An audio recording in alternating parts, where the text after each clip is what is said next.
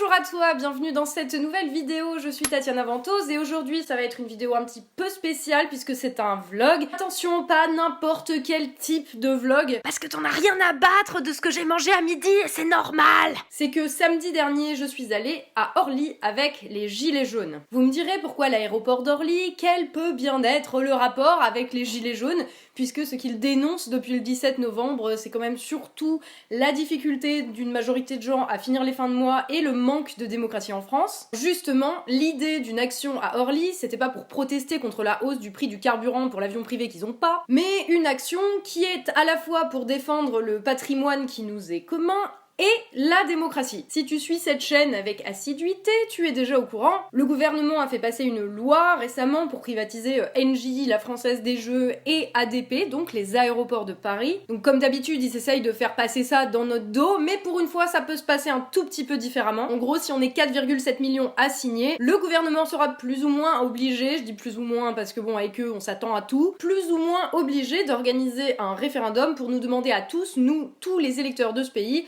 notre avis sur la question. J'ai déjà fait une vidéo dessus, j'ai aussi participé à une vidéo commune avec d'autres youtubeurs sur le sujet. Je te mets tous les liens en barre d'infos, comme ça tu pourras aller les voir, mais là n'est pas la question. Bref, ce référendum, c'est pas tout à fait le RIC, le référendum d'initiative citoyenne que réclament les gilets jaunes, mais c'est déjà un début et c'est mieux que rien, surtout que c'est un petit peu la première fois dans l'histoire qu'on a cette possibilité. Et comme en plus le gouvernement passe son temps à nous dire qu'il n'y a pas d'argent pour les écoles, les hôpitaux ou les EHPAD, accessoirement on pourrait peut-être garder les aéroports qui rapporte énormément de fric à la France, et c'est ce qui a motivé l'organisation d'une action par les gilets jaunes à Orly samedi dernier. Parce que depuis 3 mois que la collecte des signatures a été lancée, on va dire, par le gouvernement, parce qu'ils sont dans l'obligation légale de le faire, ils ont pas trop fait leur travail d'informer les gens sur l'existence de ce référendum. Il faudrait quand même pas que la démocratie les empêche de faire les saloperies qu'ils ont décidé de faire. Truc encore plus gênant, c'est que si le gouvernement ne fait pas son travail, les médias ne le font pas trop non plus.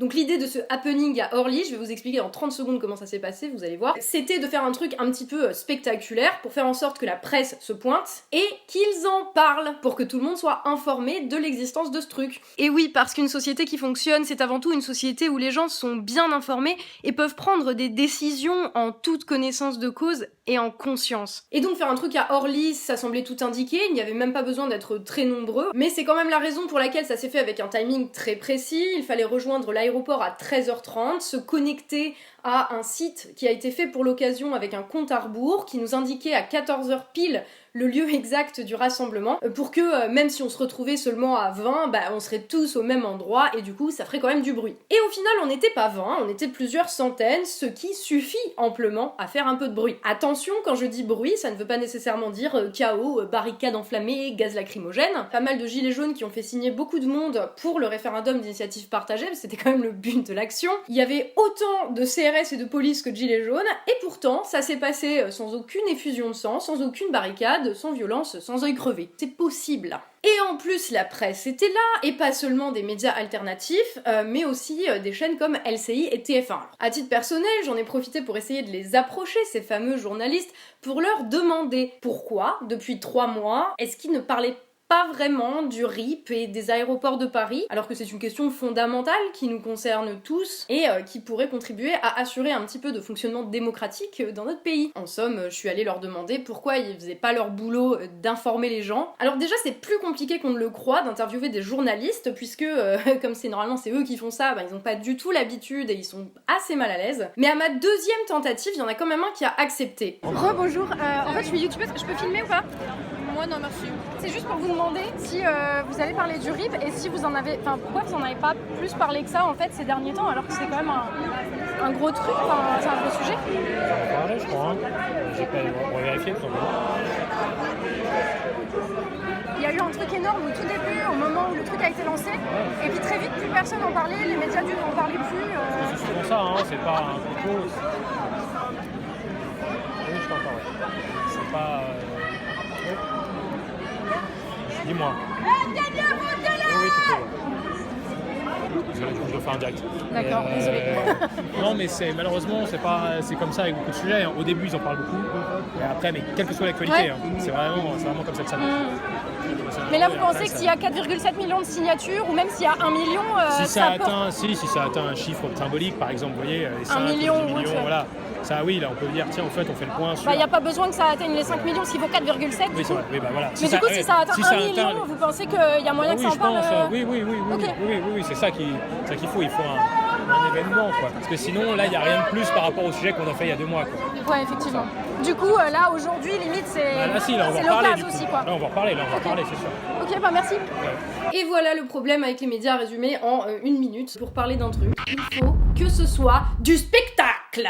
Le fait même qu'ils me disent oh bah si on atteint je sais pas les 10 millions, oh bah là on en parlera hein. C'est tout à fait symptomatique du fait que le système médiatique, on va dire, n'est pas vraiment là pour informer, parce que visiblement ils se sont même pas renseignés sur le nombre de signatures qu'il fallait. Non, leur boulot c'est de parler de ce qui fait du spectacle, et ce n'est pas un problème de personne. Le journaliste qui a accepté de me parler n'est vraisemblablement pas une mauvaise personne, et il n'y a certainement pas besoin de l'accuser personnellement. C'est ce qu'on peut appeler une déviance de tout le système de manière générale. Parce qu'on va revenir sur le bah oui, là ce soir on va en parler. Il y avait quoi le soir aux infos?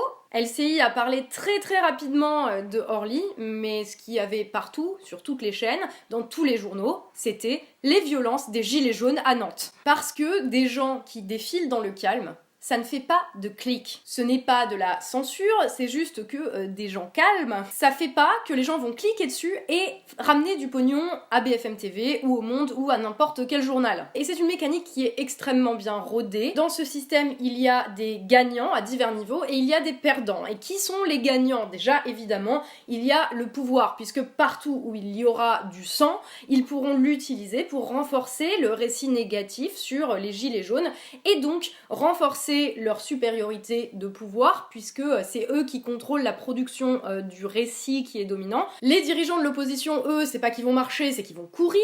Ils vont se dire, comme on est des opposants et que le pouvoir nous institue, nous, comme opposants, comme ils nous accusent d'être des démagogues, ben soyons-le. Sauf que le cadre où ces gens peuvent exister, ne serait-ce que cela, et donc ce qu'ils ont à y gagner, tout cela leur est conféré par le pouvoir, en fait, dont ils ne sont jamais que le reflet en négatif dans le miroir. Et troisième catégorie de gagnants, même si un tout petit peu en dessous, c'est ceux qui vont leur servir la soupe pour tout un tas de raisons qui ne sont pas uniquement une addition de responsabilités individuelles. C'est ceux qui mettent en scène le clash permanent, la violence, parce qu'il y a un boulot à conserver, parce qu'il y a de l'argent à faire pour pouvoir continuer à faire le boulot qui permet de continuer à faire rentrer de l'argent, pour pouvoir continuer à faire le boulot qui permet de continuer à rentrer de l'argent jusqu'à l'absurde.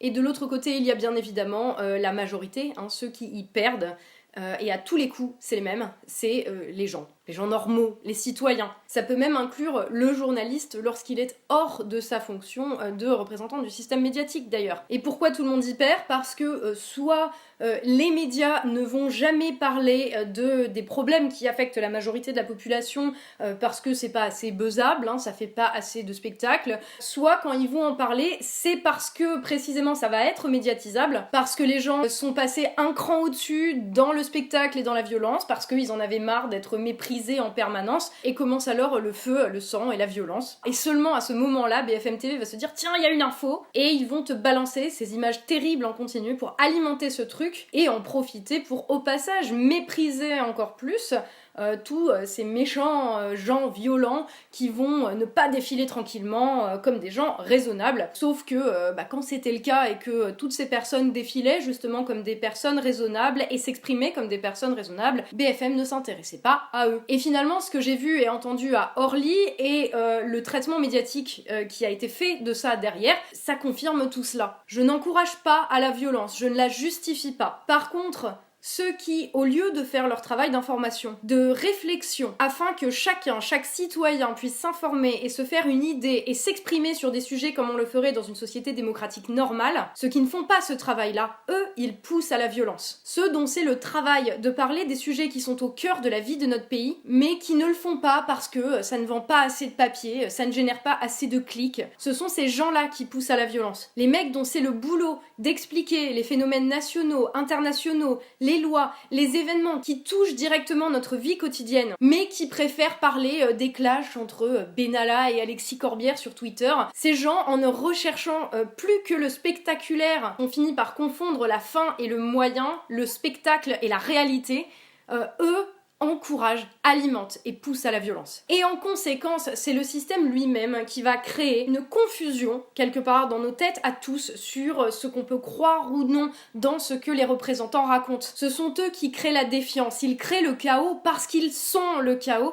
Et derrière, c'est nous qu'ils accusent de leurs crimes. Alors ici, il s'agit pas de dire oui, les médias, tout ceci, tout cela, il faudrait les interdire. Les médias existent, qu'on le veuille ou non. La société du spectacle, elle est réelle, on peut le déplorer, on peut être dégoûté et on peut en être en colère. Ça ne va rien changer au fait.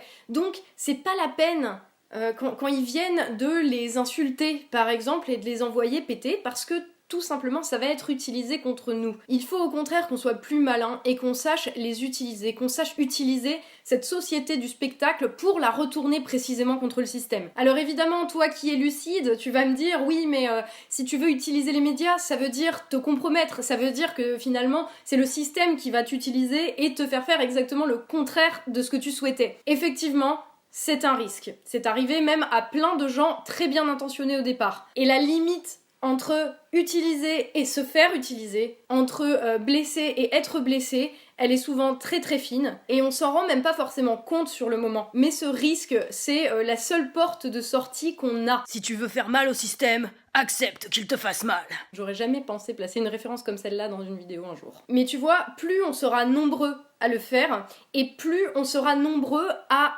attaquer à plein d'endroits différents et du coup à créer plein de points faibles à différents endroits pour faciliter la tâche au suivant. Parce que le système il peut pas se battre contre tout le monde en même temps, peut-être dans la tête à Macron, mais c'est tout. Comme une arme qui est pointée sur nos tronches depuis beaucoup trop longtemps et qu'on peut choisir de retourner contre eux. Utilisez-les, mais faites quand même attention à vous. Il s'agit pas de se faire trop mal non plus, sinon c'est complètement contre-productif. Hein. Ah oui, et s'il vous plaît, si vous n'avez pas encore signé pour le RIP, franchement faites-le.